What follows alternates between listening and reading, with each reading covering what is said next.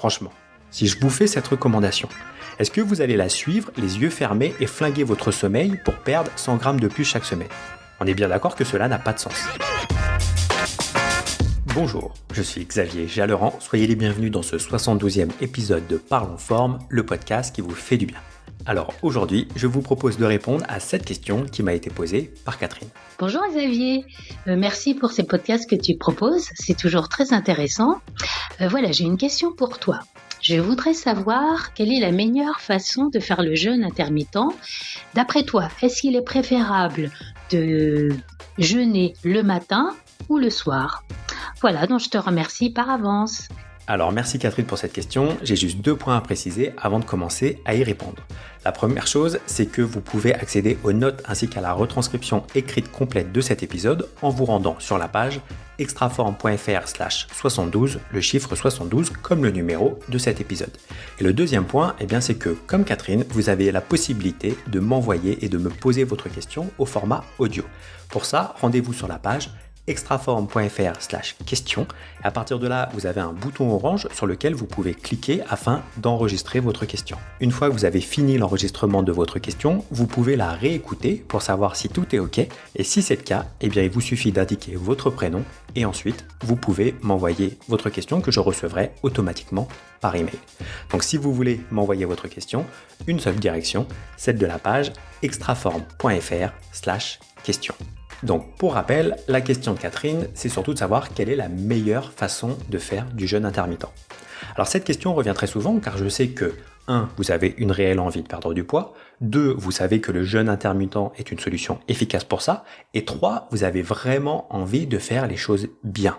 Et du coup, au-delà des principes généraux que j'ai déjà eu l'occasion de vous partager dans ce podcast, et notamment à travers l'épisode 53, qui est un véritable guide pratique pour vous lancer dans le jeûne intermittent, vous me demandez des précisions. Comme par exemple, est-il préférable de jeûner le matin et de garder le repas du soir, ou de manger le matin et de supprimer le dîner? Quels sont les aliments à privilégier? Est-il autorisé de manger ceci ou cela? Est-ce qu'il faut faire du sport pendant qu'on est à jeun ou une fois qu'on a mangé? Est-ce qu'il est préférable de faire du sport le matin, le midi, le soir, etc., etc. Et au final, pour toutes ces questions qui sont souvent très pratiques et sur des points finalement précis, ma réponse est souvent la même. Pour moi, la meilleure façon de faire est surtout celle que vous allez tenir dans le temps. Vous le savez comme moi, la perte de poids, ce n'est pas un sprint, mais c'est un marathon. Un marathon à la fois pendant les semaines ou les mois où vous perdez du poids, mais aussi et surtout d'ailleurs, une fois que vous avez atteint votre poids de forme. Vous le savez, je ne suis pas un défenseur de cette approche des régimes restrictifs qui vous permettent de perdre vite mais mal.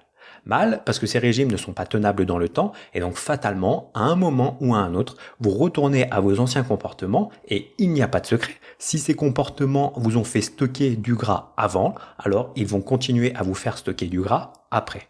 Surtout que ce sera particulièrement vrai si votre corps a été privé de façon plus que nécessaire de nutriments et de calories pendant des semaines, voire des mois. Donc au final, si vous voulez obtenir des résultats de façon durable, perdre ces kilos sans les reprendre, alors vous devez oublier cette approche des régimes. Plutôt que de suivre le dernier régime à la mode, vous devez adapter votre mode de vie en mettant en place des changements progressifs dans votre façon de manger, de bouger, de dormir, etc. Des changements que vous allez conserver sur le long terme parce qu'ils font partie de votre quotidien et parce que vous savez que c'est la bonne chose à faire pour rester mince et en bonne santé. Et pour ça, vous devez faire en sorte que ces nouvelles pratiques s'intègrent facilement dans votre vie. Quand vous me demandez est-ce qu'il est préférable de suivre votre période de jeûne le matin ou le soir, ma réponse, c'est tout simplement, ça dépend de vous. Qu'est-ce qui est le plus pratique pour vous? Préférez-vous prendre un petit déjeuner ou un dîner? En termes de vie sociale, est-ce plus pratique pour vous de manger le matin ou le soir?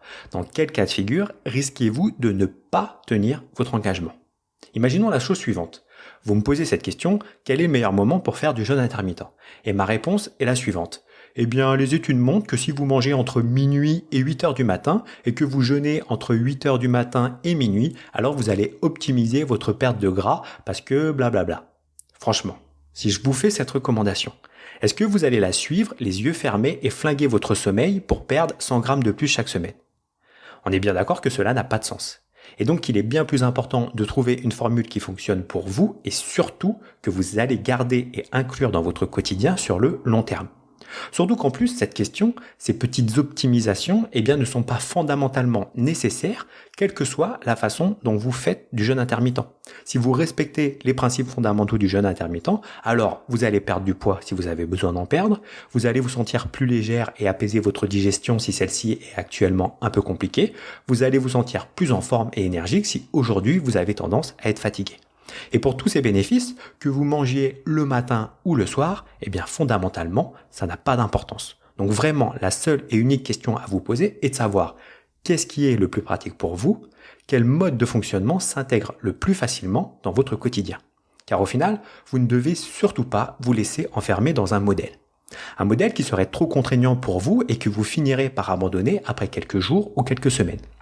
C'est d'ailleurs une des raisons majeures qui fait que l'on abandonne tel ou tel régime, parce qu'au bout d'un moment, on n'en peut plus des contraintes et des restrictions qui nous sont imposées. Un des gros plus du jeûne intermittent, c'est que c'est une pratique simple à mettre en place et à suivre dans le temps. Une pratique qui s'adapte à vos contraintes de planning, d'organisation ou même alimentaire. Donc si le modèle est aussi souple, vous, en tant que pratiquant, vous devez chercher à en profiter au maximum et adapter le jeûne intermittent à votre quotidien et non pas l'inverse. Alors vous allez me dire, mais moi je m'en fiche de manger le matin ou le soir, je veux juste perdre le plus vite possible. Dans ce cas, testez par vous-même. Si vraiment vous n'avez aucune contrainte ou préférence, là encore mon avis n'est pas pertinent car mon avis me concerne et ne sera pas forcément adapté à votre situation. Donc si vous êtes dans ce cas, faites des tests dans votre quotidien et vous finirez par identifier une façon de faire plus simple, plus pratique et plus agréable pour vous. Alors je sais que c'est rassurant d'être accompagné, conseillé, et c'est d'ailleurs ce que je vous propose via les différents programmes disponibles sur le site. Mais pour autant, chacun de ces programmes est créé et pensé avec la même finalité, celle de vous donner le pouvoir. Il y a 2 semaines, dans l'épisode du podcast où je vous ai expliqué comment rester motivé dans le temps, je vous ai parlé de cette notion de valeur. Vos valeurs, ce sont de grands principes fondamentaux qui sont extrêmement importants pour vous et qui vont avoir un impact majeur sur vos pensées ou sur vos actions.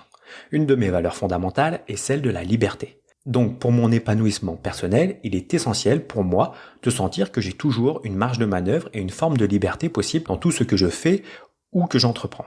Et forcément, cette liberté, elle est aussi très présente dans le fait que je trouve essentiel d'être en bonne santé pour avoir la liberté de faire ce que je veux dans ma vie. Et cette liberté, elle déteint aussi dans les programmes plus avancés que je vous propose, car l'idée n'est surtout pas de vous garder captif d'un système, mais bien de vous aider à comprendre ce que vous pourriez faire pour perdre du poids et être en meilleure santé, et pourquoi vous devriez faire ça. À partir de là, vous avez toutes les cartes en main pour prendre le pouvoir sur votre perte de poids, mais aussi sur votre santé en général. Et c'est d'ailleurs bien pour ça que je trouve ahurissant de rentrer dans des systèmes ou des solutions où l'on ne vous explique rien, où vous devez simplement manger le repas qui vous est livré chaque semaine sans poser de questions.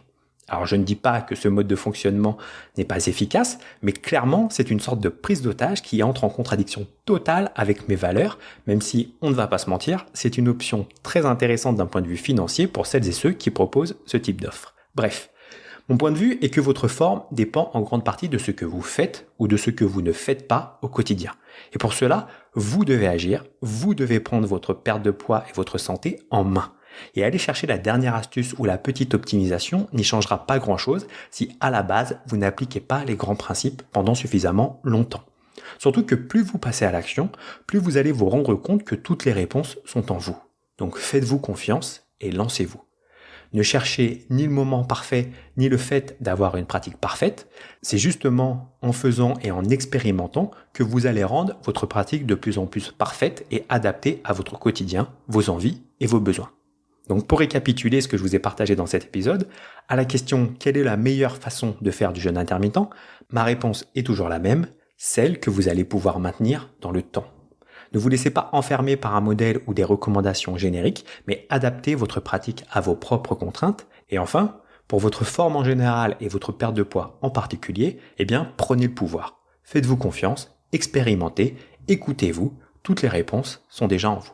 Alors bien évidemment, je suis bien conscient du fait que pour vous lancer, il est souvent plus confortable, efficace et rassurant de se faire accompagner. Et bien pour ça, je vous propose de découvrir notre formation par email offerte. Pour vous inscrire, il vous suffit de vous rendre sur la page extraform.fr/cadeau.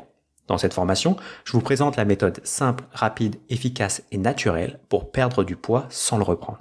Et pour cela, pas besoin de vous priver de compter les calories ou de faire des heures de sport chaque semaine. Il s'agit d'une méthode ouverte à toutes et qui vous permet de perdre en moyenne 1 kg de graisse par semaine. Donc pour tout savoir et découvrir le contenu de cette formation gratuite, rendez-vous sur la page extraform.fr/cadeau. J'ai hâte de vous partager tout ça. Je vous dis à très vite pour le prochain épisode. Ciao!